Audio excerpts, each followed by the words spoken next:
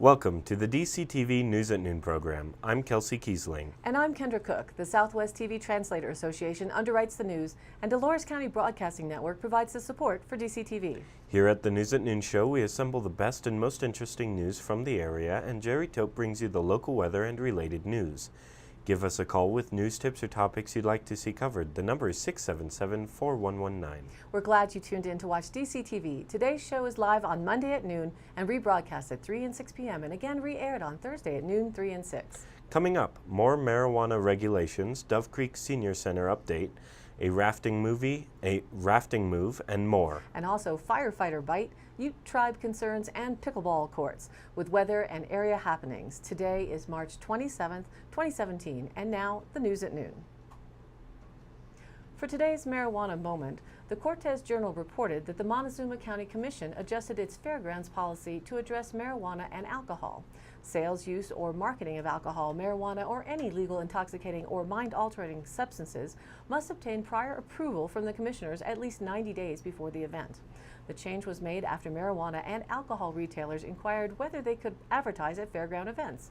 The unincorporated part of the county has a ban on marijuana retail sales and commercial grow sites of marijuana.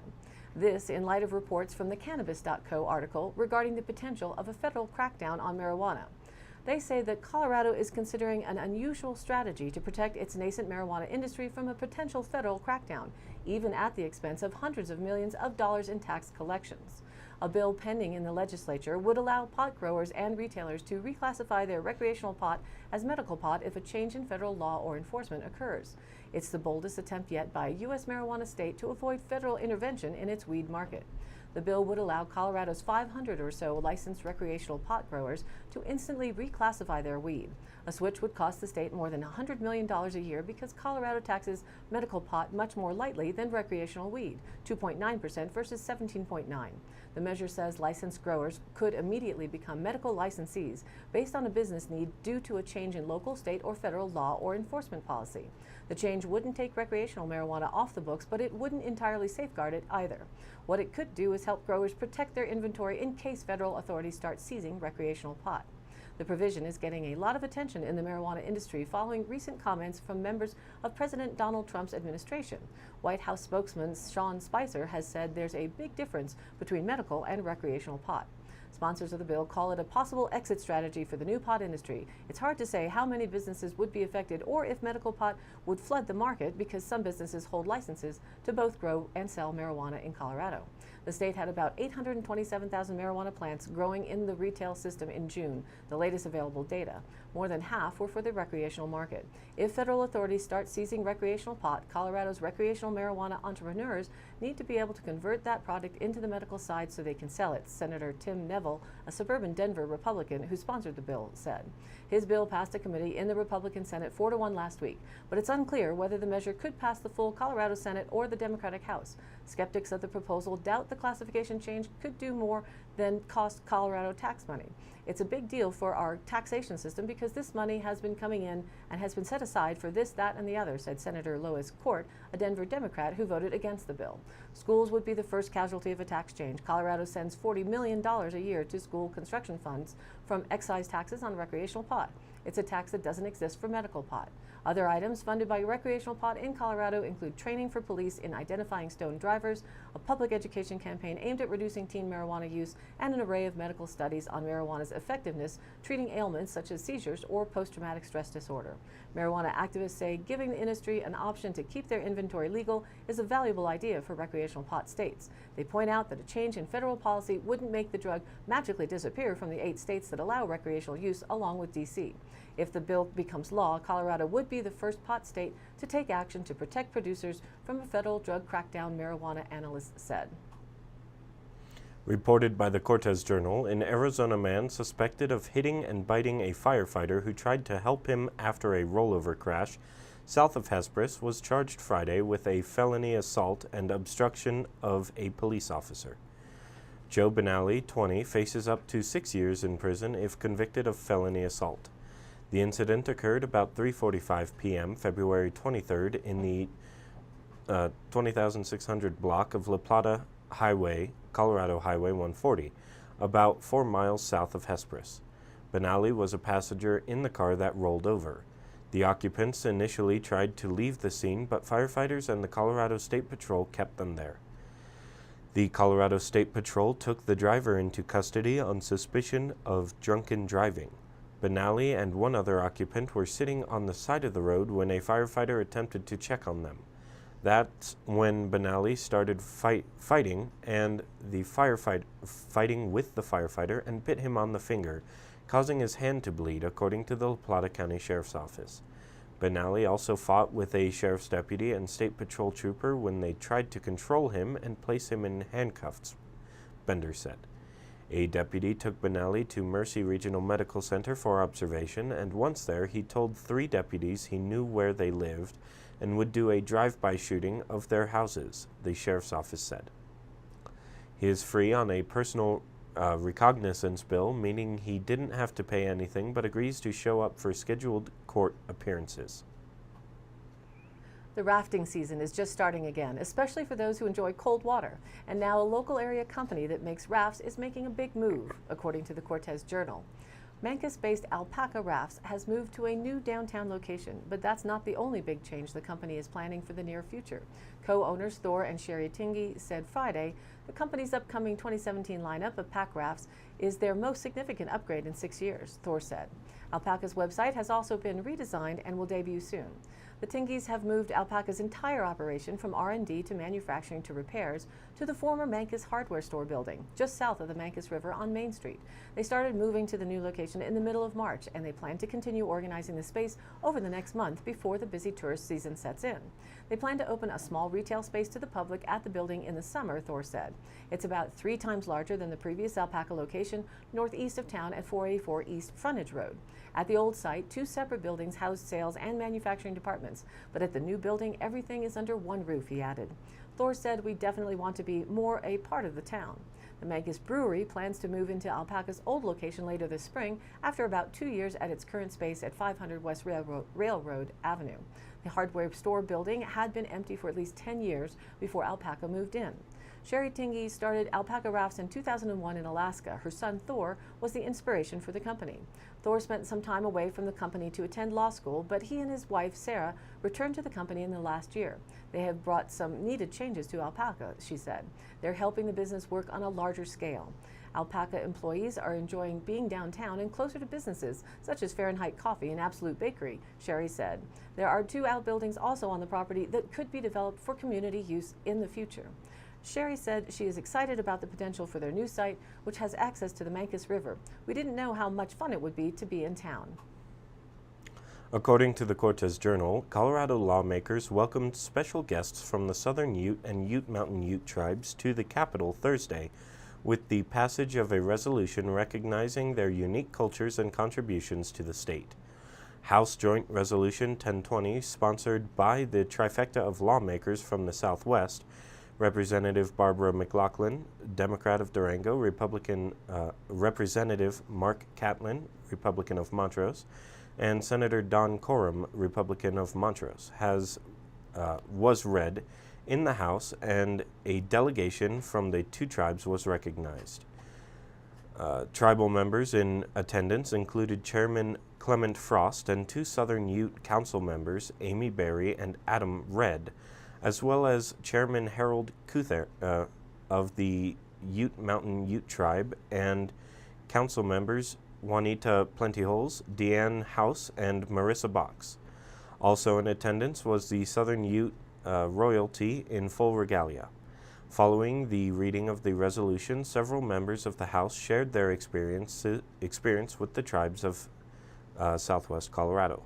Catlin said he has always been inspired by the tribes and their connection to the lands upon which they lived. Representative Joe Salazar, Democrat of Thornton, said every time he is in the Southwest Colorado, he finds himself drawn to tribal lands. Along with the visit to the legislature, Chairman Frost said the delegation was in Denver for meetings, including one with representatives of the Ute Mountain Ute and Northern Ute tribes, to discuss the status of the 3 tribes and consider programs that would promote growth. The tribes also updated the Colorado Commission of Indian Affairs on their accomplishments in the past year and what their focus would be for the future, Frost said. The week in review for the Public Service Center and shop construction in Dove Creek was released as of 3/18. Electrical and plumbing rough-in is ongoing throughout the building, while only a few pieces of steel remain for installation before sheeting can begin. Plumbers have set the manhole and are making preparations for the other site utilities. The mason has finished the common wall and is continuing to block up the rest of the interior walls. Over at the Senior Center, the building pad has been completed and excavation for the foundations has also been completed. Coming in next for the Senior Center, the concrete slabs will be forming and pouring foundations begins. Temporary power will be brought from the Public Service Center to the Senior Center later this week, and metal framing, which nears completion, will allow for the sheeting to begin on the PSC and shop. The second phase of the common wall will begin. Electrical subs are tracking with the masons to ensure that power is provided to all locations. Plumbers continue installing site utilities. Masons continue setting block for the interior walls. Once completed, they will begin work on the exterior walls of the shop. Dolores County will be trenching for the site utilities, and a mock-up wall is being built near the office trailer. Photos from the project are online at the DCTV News at Noon Facebook page, and we'll continue to follow the progress of these two large-scale building projects in Dove Creek. Reported by the Cortez Journal, a semi-local nonprofit is offering sweat equity to install solar panels on homes. The volunteer organization Solar Barn Raising aims to make solar installations more affordable, group organizer John Lyle said during an informational meeting at the Mancos Public Library. In the past few years, the group has hooked up 60 residences in La Plata County. Now, it's focusing on Montezuma County. Qualified applicants to the Solar Barn Raising program must volunteer to help install solar systems on 4 other houses before it is time for theirs to get hooked up. Successful candidates must also recruit another person into the Solar Barn Raising program. There are many steps and upfront costs to installing solar panels. Homeowners are responsible for paying for the supplies, and they receive free technical assistance and labor from the organization. Engineers evaluate a candidate's home for solar panel installation based on electric demand. The panels can be mounted on a roof or the ground, and organizers work with Empire Electric to ensure that the system complies with safety and engineering standards. The price of installing solar panels has dropped dramatically in the past 10 years, making it more popular. Rebates and federal tax credits are also available. With volunteer labor from Solar Barn Raising, it costs between $5,000 to $10,000 to install a solar panel system on a typical home, depending on the electricity demand. That's half of what it would cost to hire someone, Lyle said. With the lower electric bill, the homeowner will be able to recoup the cost in 5 to 10 years. Colorado is in a sweet spot for solar because its sunny days and high altitude make solar generation more efficient. And now, here's our weather report.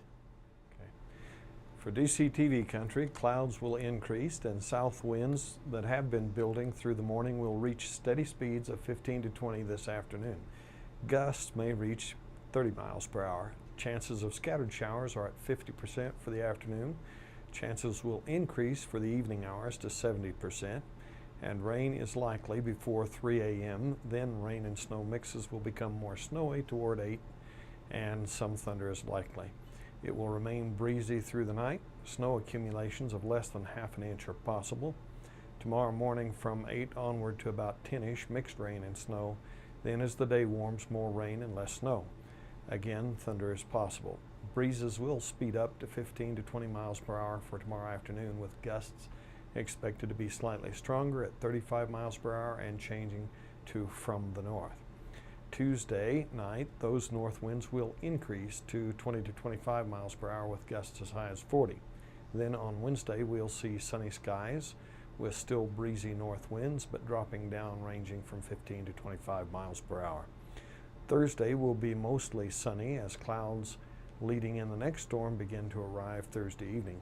Those will work on us through Friday night. As per usual, by Wednesday, we'll have more definition on that storm. In our national forecast, the front extending from the northeast to the middle and lower Mississippi Valley then to Texas will move eastward to Northeast, and the northern mid-Atlantic. Showers and thunderstorms will develop along and ahead of that cold portion of that front right in the middle of it to the lower, middle, and lower Mississippi Valley, where there are some severe thunderstorm watches going on. It will move to the middle Atlantic and southeast and westward across the Gulf Coast states by Tuesday evening. Rain will develop over parts of the northeast to central and southern Appalachians and move off most of the northeast coast overnight. Rain and freezing rain and snow will develop over parts of the northeast through late tonight and into Tuesday morning. As that wave moves into the mid-Atlantic, an upper-level flow will form over the central and southern Rockies tomorrow. Rain and higher elevation snow will develop over the Pacific Northwest and the northern and central California parts, and also into the Great Basin and northern Rockies, moving into the central and southern Rockies and the northern and central high plains by tomorrow morning. As that system moves into the southern high plains, showers and thunderstorms will develop over parts of the southern high plains, expanding into the central and southern plains by tomorrow evening. Rain and high elevation snow will continue over parts of the northern and central high plains and the central and southern Rockies on Tuesday into Tuesday night. The rain or in the wake of the western storm, onshore flow will aid in producing rain and higher elevation snow over parts of the Pacific Northwest from overnight today into tomorrow evening. In our 5-day forecast, high temperatures will be in the upper 40s and climb to the lower 60s as the clearing comes in after the early week storm, and then drop back down as the late work week storm hits. Low temperatures will be in the lower 30s for that whole period of time. Winds will be fairly nasty tomorrow and tomorrow night, and rain and snow mixing, but mostly rain with a little bit of snow accumulation possible tonight. Now back to the news. Reported by the Cortez Journal, the Four Corners Office for Resource Efficiency recently announced a new electric vehicle group buy program, as well as the installation of 2 electric car charging stations around Durango. From April 5th to May 25th, 4Corp will coordinate an EV group purchase program through the Colorado Refuel Program. A $10,000 rebate is offered at the time of the purchase on a 2017 Nissan Leaf through Nissan of Durango. The buyer has the option to assign his or her state tax credit of $5,000 to Nissan in exchange for another $5,000 for a total rebate of $15,000. According to a news release, a federal tax credit of up to $7,500 can be applied to the next year's income tax for the purchase of an electric vehicle. The potential state savings total $22,500, with a new Nissan Leaf costing $31,500 to $38,200. The Nissan Leaf can travel 107 miles on one charge using a 30-kilowatt lithium-ion battery. The Leaf is made in Tennessee and is an acronym for Leading Environmentally Friendly Affordable Family Car. 4Corp also said charging stations will be installed at the La Plata Electric Association office and Mercy Regional Medical Center. These stations will be open to the public and are funded by the Charge Ahead Colorado grant. It is unclear when the stations will be installed. Those interested in the rebate offer can contact 4Corp by visiting www.4corp.org/alternative-fuels, by calling Dixon at 259-1916. Last week's CO2 average is in at 406.77. Week before last was 407.06. 1 year ago was 405.37. And 10 years back, the number was 385.28. Americans don't hate science. In fact, 79% of Americans think science has made their lives easier. That's according to a 2014 Pew Research Center survey. More than 60% of people also believe that government funding for science is essential to its success. Should the United States spend more money on scientific research than it already does? A layperson's answer to that question depends on how much that person thinks the government already spends on science. A new study shows when people find out just how much, or rather how little, of the federal budget goes to science, support for more funding suddenly jumps. Mechanical engineer Gillian Goldfarb and political scientist Douglas Krainer, both at Boston University, placed a small experiment into the 2014 Cooperative Congressional Election Study. 1,000 Americans were carefully selected to represent the demographics of the United States. Questions were designed to be nonpartisan, and the survey itself was conducted in 2014, long before the 2016 election. First, participants were asked to estimate what percentage of the federal budget was spent on scientific research. Once they'd guessed, half of the participants were told the actual amount that the federal government allocates for non-defense spending on research and development. In 2014, that figure was 1.6% of the budget, or about $67 billion. Finally, all the participants were asked if federal spending on science should be increased, decreased, or kept the same. The majority of the participants had no idea how much money the government spends on science, and wildly overestimated the actual amount. About half estimated federal spending for research at somewhere between 5 and 20% of the budget. A quarter of participants estimated that figure was 20% of the budget. The last 25% of respondents estimated that 1 to 2% of the federal spending was for science. When participants received no information about how much was spent on research, only about 40% of them supported more funding. But when they were confronted with the real numbers, support for more funding leapt from 40 to 60%. Those two numbers hover on either side of 50%. But Krainer notes media coverage would go from minority to majority in favor of more funding, a potentially powerful message.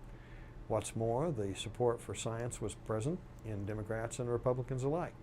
Brendan Nyhan, a political scientist at Dartmouth University in Hanover, New Hampshire, says it's not surprising that most people don't know how much the government is spending on research. He points out that most people probably don't know how much the government spends on education and foreign aid either. He says, tell people how little we spend and how much they get in return. Science as a whole isn't that controversial. No one wants to stop exploring the universe or curing diseases after all.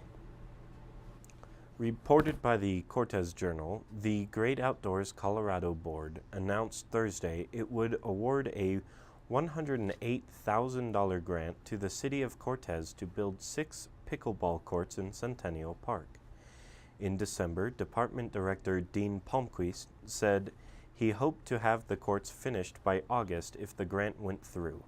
Cortez was one of 27 towns and counties to be awarded GOCO grants this year. The new courts will replace the current tennis courts. About 24 people regularly play at the 2 pickleball courts in the Cortez Recreation Center, a number that has doubled over the past 3 years. The Parks and Recreation Department applied for the same GOCO grant last year, asking for additional funds to cover renovations for the park restrooms, but they were turned down. This year, they revised the application, removing the restroom costs, and Palmquist said in December he believed they would do better this time around.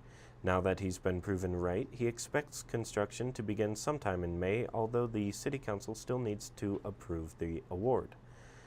Overall, the project cost of the new courts is about $183,000. The GOCO grant will cover about 59% of that, while $75,000 will come from the Conservation Trust and $3,000 from the money raised by pickleball players. The city still plans to renovate the restrooms at Centennial, a project that is estimated to cost $175,000.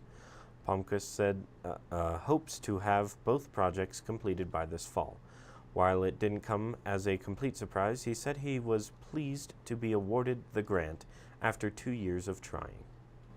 From the Cortez Journal, when federal land agencies buy private land, they should offer the same amount of public lands back to the private sector, says the Montezuma County Commission. Noting that the county is 26% private land, 40% federal land, and 34% Ute Mountain tribal land, the commissioners passed a resolution in February supporting no net loss of private lands. We are in peril if our land is taken out of private and put into public, so I'd like to see some equity there, said Commissioner Keenan Ertel. Of the 1.3 million acres that make up Montezuma County, about 40% is controlled by the San Juan National Forest, Mesa Verde National Park, Bureau of Land Management, and Canyons of the Ancients National Monument. Since 2000, Canyons of the Ancients has expanded by 12,000 acres by purchasing private inholdings from willing sellers, including the Wallace Ranch and part of Trail Canyon. The county commissioners argue in the no net loss resolution that private property is key for economic opportunity and property tax revenues. This concept entails offsetting the acquisition of federally owned lands with an equal allocation of private land. This balance can be achieved through land exchanges within Montezuma County, auction of equitable public lands to the private sector, or other available legal means, according to the resolution. The federal government compensates counties with payment in lieu of taxes funding, annually authorized by Congress to compensate counties for lost private property tax revenue due to large tracts of federal lands. But those funds aren't reliable year to year, said Commissioner Larry Don Sukla, and are not a permanent appropriation. County officials added that Ute Mountain Territory does not count towards the PILT funding formula. Montezuma County typically receives about $170,000 per year in PILT funding. To consolidate Canyons of the Ancients, monument managers tapped funding from the Land and Water Conservation Fund to purchase private inholdings from willing sellers. Monument manager Marietta Eaton says the buyouts make monument lands contiguous, limit habitat fragmentation, and give landowners an opportunity to put land in permanent conservation.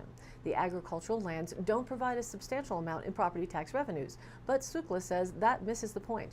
That is a narrow vision, in my opinion, he said.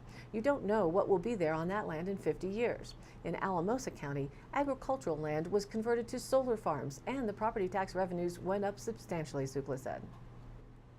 Reported by the Durango Herald, 4 United States Military Service Academies Information Days are scheduled to occur in Colorado in the coming months, including in Durango at 1 p.m. Saturday, May 6th at Durango High School, 2390 Main Avenue. Parents and students will have the opportunity to join information sessions with representatives of college programs from the Air Force Academy, the U.S. Military Academy, U.S. Naval Academy, Merchant Marine Academy, Coast Guard Academy, Reserve Officers Training Corps, and Naval Reserve Officers Training Corps. Attendees will be able to hear representatives of the congressional delegation speak about how they help students gain nominations from a U.S. Military Service Academy. Programs include full scholarships for costs associated with tuition, room and board, and medical coverage. Information days are free and open to all. For today's High Country happenings, hosted by the Cortez Cultural Center, the 23rd annual Pueblo to Pueblo Run and Bike event will be held Saturday, April 29th, 2017. Choose from a 5K, half marathon, or 25-mile bike ride. Early bird registration is available from $20 to $35, with race day registration costing an additional fee. Go online to cortezculturalcenter.org to their website to register or view the course maps, or check them out on their Facebook page, facebookpage.com Cortez Cultural Center. Southwest Open School and the Raven Narratives presents Dragon Tales, a live storytelling event featuring Southwest Open School students and faculty. It'll be held Friday, April 7th at 7:30 p.m. For tickets, go online to sunflowertheater.org. There will be a Child Passenger Safety Technician Certification Training, or CPST, held for 4 days, April 26th through the 29th, from 8 a.m. to 5 p.m. in Cortez. The course consists of 3 days of classroom instruction, indoor and outdoor hands-on activities, written quizzes, and skills assessments with car seats and vehicles. Day 4 consists of participation in an actual car seat checkup event in the community. Go to cert.safekids.org. The fee is $85, but they are offering scholarships to pay for the fees. This is held in conjunction with CarSeatsColorado.com. It would be great to have someone local certified for our area. All of the happenings are posted up on our DCTV News at Noon Facebook page, along with the embedded YouTube replays, weather, and original stories and local posts. To share your event or information, contact us at dcbnnews@gmail.com or call the station 677-4119, and we'll be sure to get your news on air. Thanks for tuning in. This program airs live at noon Monday through Wednesday, then is rebroadcast at 3 and 6 p.m. and again re-aired Thursday, Friday, and Saturday in the same order at noon, 3, and 6. We're also featuring a live call-in show called Talk Tuesday. It's aired live Tuesday evenings at 5:30 p.m. and then rebroadcast throughout the week at 5:30. Be sure to check out our Facebook page. It has all the links and details with the original stories, the video replays. We would like you to like us there and share the link. For Kendra Cook, Jerry Tope, and everyone at DCTV with the News at Noon program out of Dove Creek, USA, I'm Kelsey Kiesling. Thanks for watching.